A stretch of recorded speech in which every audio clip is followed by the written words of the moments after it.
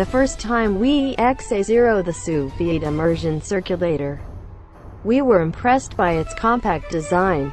The new Wi-Fi Nomiku is a different kettle of cooked by temperature control fish altogether. It's bigger than its predecessor and adds connectivity and an app to help newbies get their Sous Vide on.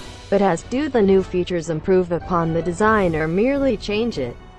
If the original Nomiku looked a bit like a snorkel, the newer model is more like a periscope. The reason for the bulkier shape is because it no longer needs the power brick that came attached to the first circulator's cord. The first Nomiku boasted L certification. 2. The Wi-Fi model is still waiting on that safety certification, which should happen in the next few months.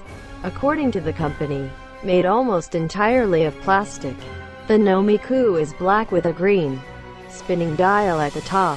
This controls some of the functions on the 2.4-inch LCD screen. But there are also 2 menu and action buttons. You'll often set time and temperature through the Nomicu's accompanying app, Tender, Pipe. But these controls come in handy if you want to quickly set up your own recipe.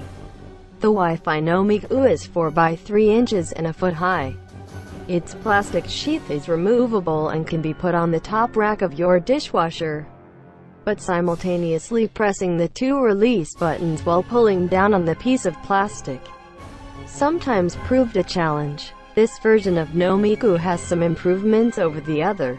Its minimum and maximum water levels are much more forgiving.